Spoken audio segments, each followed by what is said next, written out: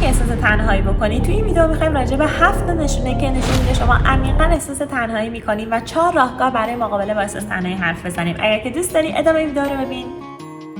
Welcome to Moji Talk. 7 نشانه که شما عمیقاً احساس تنهایی می‌کنید. 1. همیشه احساس بی‌حسی و کرختی داری. 2. نمیتونی احساساتتو کنترل کنی. 3. خیلی با آدم‌های اطرافت متفاوتی. 4. دنبال معنا و مفهوم زندگی هستی. 5. همیشه خسته‌ای. 6. زمانت رو هدر میدی در حالی که هیچ کاری نمی‌کنی. 7. دیگه از خودت مراقبت نمی‌کنی. 4 راه مقابله با تنهایی. 1. بهترین دوست خودت شو. 2. مهربان باش. 3. آدم‌های شبیه به خودت رو پیدا کن. 4. بدون که هیچ دوست عالی وجود نداره. 7 نشانه که شما عمیقاً احساس تنهایی میکنید. نکته اول، you feel numb all the time. شما همیشه احساس میکنید بی‌حس هست. یعنی همه احساسهای خوشحالی، شادی، ناراحتی، غم، اندوه، عصبانیت، اینا هیچ کدوم در شما احساسی رو به وجود نمیارن و هیچ کاری برای خوشحال کردن خودتون جواب نمیده. نکته دوم، you can't control your emotion. شما نمیتونید احساساتتون رو کنترل کنید. تو موارد استثنایی که یک حسی رو تجربهش میکنید، مثل خشم، مثل ناراحتی، اتفاقات بدتری رخ میده. به خاطر اینکه شما معمولا نمیتونید جلوی گریه‌های بی‌وقفتون رو بگیرید، یا اینکه وقتی عصبانی میشید نمیتونید اون احساسات خودتون رو به درستی کنترل بکنید، که اینها معمولا در افرادی که احساس تنهایی زیادی میکنن، دچار به افسردگی هستن و یا اضطراب زیادی دارن به وفور دیده میشه. 3. You feel like you're too different from other people. شما احساس میکنید که از بقیه آدما بسیار متفاوت هستید. در واقع این احساس تنهایی که شما دارین، یکی از نشونه‌هاش این هستش که شما در جمع خانوادگیتون، بین دوستانتون احساس میکنید که به اون جمع تعلق ندارین و به قولی outsider هستی، یعنی خودتون رو تو اون جمع نمیبینید. در واقع احساس میکنید که هیچ کس واقعا شما رو نمیشناسه و درکتون نمیکنه. 4. You questioning the meaning and the purpose of the life. شما معنای زندگی رو زیر سوال میبرید. بعضی آدما وقتی که احساس تنهایی میکنن، تمایل بیشتری پیدا میکنن به اینکه آدم فلسفی تری بشن و به دنبال معنا و مفهوم در زندگی میگردن. اونها در بهترین حالت خودشون تو تنهایی خودشون عمیق میشن و نفوذ پیدا میکنن و میرن تو دل تنهاییشون تا با ریشه اصلی تنهاییشون مواجه بشن که شامل ترس ها و ناامنی هاشون میتونه باشه. و این آدم ها وقتی که به اون ریشه برخورد میکنن، به اون ریشه اصلی تنهاییشون میرسن که ترس هاشون و ناامنی هاشون باشه، وقتی با اون مواجه میشن و از اون گرداب، از اون منجلاب، از اون چاه میان بیرون، یک آدم دیگه‌ای با یک نگاه دیگه‌ای نسبت به زندگی میشن. 5. You're always exhausted. یعنی شما همیشه احساس خستگی میکنید. در واقع افرادی که احساس تنهایی دارن همیشه احساس خستگی میکنن. این افراد انجام دادن کارهای ساده‌ای مثل اینکه تلفنشون رو جواب بدن یا حتی برن بیرون خرید سبزیجات و خرید روزانه‌شون رو انجام بدن برای مایحتاج خونه‌شون، براشون یک کار بسیار سخت و طاقت فرسایی هستش. این افراد تمام طول روز دارن کار میکنن یا خودشون مجبور میکنن به انجام دادن کار و فعالیتی که باعث انجام بدن که شب به خونه برسن و بتونن رو تختشون بخوابن و دراز بکشن و با خودشون و تنهاییشون دوباره تنها باشن و تنها تر بشن. You waste your time doing nothing. یعنی شما زمانتون رو هدر میدین با انجام دادن هیچ کار خاصی. هیچ کار خاصی رو انجامش نمیدین. مثل چی؟ تمام طول روز دارین یا گوشیتون رو اسکرول میکنین، یا دارین بازی میکنین، یا دارین فیلم و سریال رو نگاه میکنین که اصلا بهش حتی علاقه هم ندارین. دلیل این کار اون تنهایی عمیقی هستش که در خودتون حسش میکنید. در حالتهای دیگه شروع میکنین به غیبت کردن، پارتی کردن، قمار کردن، زیادی خوابیدن، زیادی خوردن. هر کاری رو که زیادی دارین انجامش میدین نشان دهنده این هستش که احساس خوبی رو نسبت به خودتون ندارین. البته انجام دادن یه سری از کارها مثل بازی کردن یا گوشی رو اسکرول کردن انقدری هم بد نیست، ولی این وقتی بد میشه که از اون حد معمول خودش خارج میشه و در واقع شما تمام شبانه روز رو مشغول به این کار هستین. حالا فکر میکنین که چرا در واقع این بده و باعث ایجاد تنهایی بیشتری در شما میشه؟ خب به خاطر اینکه در آخر روز وقتی که تمام طول روز مشغول اسکرول کردن گوشیتون بودین و داشتین بازی میکردین، در آخر روز به خودتون میاین و از خودتون شروع میکنین به سوال پرسیدن که دارم با زندگیم چی کار میکنم؟ چی شکلی من الان دارم وقت خودم رو سپری میکنم؟ این کارا چیه که دارم با زندگی میکنم؟ نکته هفتم، you stop taking care of yourself. یعنی اینکه شروع میکنی که دیگه از بدنت، ذهنت و روحت و جسمت مراقبت نکنی. زمانی که شما شروع میکنید که دیگه از خودتون مراقبت نکنید، دقیقاً زمانی هستش که نشون میده که سلامت روانتون به خطر افتاده. تا حالا شده که دندوناتون رو مسواک نزنید، موهاتون رو برس نکشید، حموم نخواین برید، با دوستاتون نخواین وقت بگذرونید، کار مورد علاقتون رو نخواین انجام بدید. همه اینها نشانه‌های این هستش که شما احساس تنهایی عمیقی رو حسش میکنید و دارید. در ادامه میخوایم 4 نکته برای مقابله با تنهایی رو بگیم. نکته اول، Become friends with yourself first. یعنی اول با خودتون دوست بشین.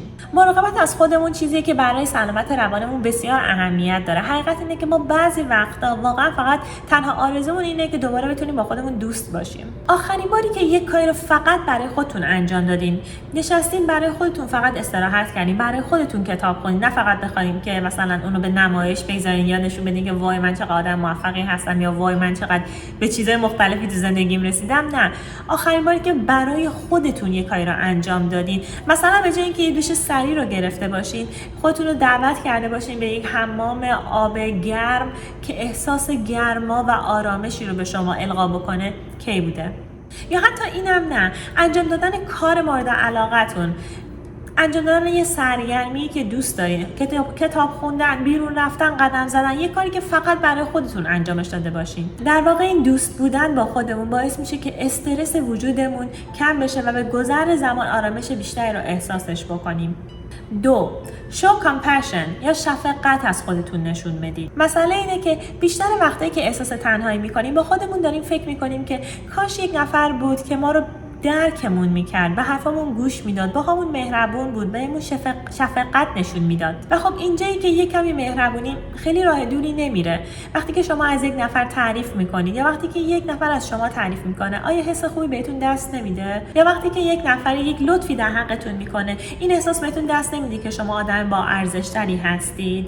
خب چه خوبه که ما هم این کارو در حق دیگران انجام بدیم. در واقع تحقیقات نشون دادن که وقتی که شما در حق یک نفر محبت نشون میدین و از خودتون مهربانی در حق آدم‌های دیگه نشون میدید، این فقط باعث ایجاد حس خوب در اون آدم‌ها نمیشه، بلکه حس خوب رو در خود شما هم به وجود میاره. و این شفقت نشون دادن میتونه به سادگی اینکه یه روزی یک نفر رو بسازی با یک تعریف کوچیک و ساده از اون افراد باشه. بر اساس تحقیقات روانشناسان اردگین و دارنین اسلمگینی، نودوستی میتونه منجر به بهبود سلامت روان و همچنین بهتر شدن و شفا پیدا کردن زودتر از بیماری ها بشه. تحقیقات تصویربرداری مغز از نائومی آیزنبرگر از دانشگاه UCLA نشون میده که حمایت از دیگران میتونه اثرات بسیار مثبتی روی بخش‌ها و نواحی کلیدی از مغزمون داشته باشه که اون نواحی درگیر در استرس و پاسخ پاداش‌ها هستن. این تحقیقات نشون میده که کمی همدردی و حمایت میتونه کاهش پاسخ‌های استرس را در مغز پیش بینی کند. بنابراین دفعه بعدی که دچار استرس شدین، فقط کافیه که گوشی تلفن رو بردارین و به یکی از افراد خانواده‌تون یا یکی از افراد که احساس صمیمیت زیادی باهاش می‌کنین زنگ بزنید و شروع کنید باهاش به حرف زدن. حتی اگر یک کار مثبت داوطلبانه‌ای رو هم انجام بدین، به یه خیریه‌ای برین شروع بکنید اونجا کمک کردن به بقیه آدم‌ها، این باعث میشه که از میزان استرستون کاهش پیدا بکنه و احساس تنهایی کمتری رو حس بکنید. 3. Find your tribe. قبیله خودتون رو پیدا بکنید. همونطور که گفته شد، برای احساس تنهایی کردن فقط به این معنا نیستش که شما دور از افراد و یه سری آدم‌ها باشید و هیچ کس دور و برتون نباشه. نه، شما ممکنه که توی یک مهمونی بسیار پر سر و صدا هم باشید ولی در اونجا هم احساس تنهایی بکنید. چون که ممکنه که احساس بکنید که شما یه فرد عجیب غریبی هستید که به اون جمع تعلق ندارید. در واقع اون تنهایی از اون جایی میاد که شما در جمع افرادی نیستید که بیشترین شباهت رو نسبت بهشون حس می‌کنید و میتونید باشون حرف بزنید. پس حالا منظور از قبیله چیه؟ قبیله یعنی اینکه شما اون آدم‌هایی رو برای خودتون پیدا بکنید که بیشترین اشتراک رو با اونها دارید و میتونید راجع به مسائل مختلفی با اونها شروع به صحبت بکنید. آدم‌هایی که دارای ویژگی‌هایی هستن که شما حتی دوست دارین که با اون ویژگی‌ها سازگار بشید. بنابراین با این آدم‌ها نه تنها فقط میتونید راجع به اون چیزی که براتون ارزشمنده و ارزش زندگی شما هست صحبت بکنید، بلکه میتونید دوستای بسیار خوبی رو هم برای کل زندگیتون از میان این افراد پیدا بکنید. ممکنه برای بعضی از افراد سالها طول بکشه که بخوان دوستایی رو که بیشترین اشتراک رو با اونها دارن رو برای خودشون پیدا بکنن و خب اینجوری نیستش که از آسمون یک دفعه یک نفری بیاد و نازل بشه و شما بخواید دوستتون رو پیدا بکنید. در واقع شما باید تلاش بکنید، باید شروع کنید به ملحق شدن به گروه‌های آنلاین، گروه‌های کتابخوانی، گروه‌های مراسم‌های مختلف، حتی بازی‌های کامپیوتری، به هر چیزی که نسبت بهش علاقه دارید سعی کنید گروه‌های مرتبط با اون مسئله رو پیدا بکنید و برید اونجا و با آدم‌ها در تعامل باشید تا بتونید که دوستای خودتون رو پیدا بکنید. مسئله چهارم یا مسئله آخر اینه که know that there is no perfect friend، یعنی بدونید که هیچ دوست ایدئالی وجود نداره. اگه تنها باشید ممکنه که با خودتون فکر بکنید که دوست اجتماعی شما چه کسی هست و چه ویژگی‌هایی رو داره، اما این ممکنه برای شما سخت باشه که از اون حباب نقطه امن خودتون خارج بشید، چون ممکنه که با یه سری آدمایی مواجه بشین که ویژگی‌هایی در درون شما رو نپسندن و دست رد به سینه شما بزنن، یا حتی ممکنه که متوجه مسئله بشین که اون دوست خیالی که شما در ذهن خودتون ساختید اونی نیست که بیرون در واقعیت وجود داره. نکته‌ای که تحقیقات به ما نشون داده اینه که افرادی که دچار کمالگرایی هستن خیلی دیرتر براشون این احتمال وجود داره که بتونن دوست که خیلی شبیه به خودشون باشه رو پیدا بکنن، به خاطر اینکه اونها اصلا به خودشون اجازه اینو نمیدن که بخوان برن بیرون و در محیط‌های مختلف دوستی که شبیه به خودشون هست رو پیدا بکنن، به خاطر اینکه میترسن که اون فرد 100% پرفکت نباشه و عالی نباشه. و خب واقعیت اینه که در بیرون از این حباب امن در دنیای واقعی هیچ کس نیست که 100% کامل باشه و پیدا کردن یک کسی یا یک فردی که با شما کاملا مچ باشه خیلی سخته. برای این افراد کمالگرا اینطور هستش که وقتی که دارن دنبال اون دوست کاملشون میگردن به نظر میاد که این کار بسیار سخت باشه و نتونن که هرگز اون آدم رو پیدا بکنن. لارس اسونسن،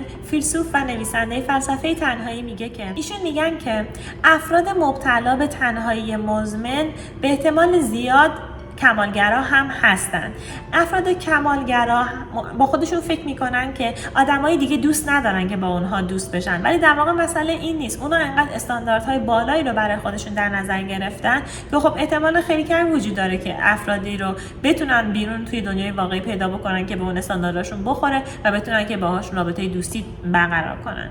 زمانی که به این آگاهی برسیم که دوستی ها میتونه شلخته، شلوغ، پر از دلخوری و ناراحتی باشه، ولی در این حال و تا عمل میتونه بسیار شیرین باشه، اون وقته که ما به یه آرامشی میرسیم و شروع میکنیم از دایره امن خودمون بیرون میایم، دست دوستی به سمت دیگران دراز میکنیم.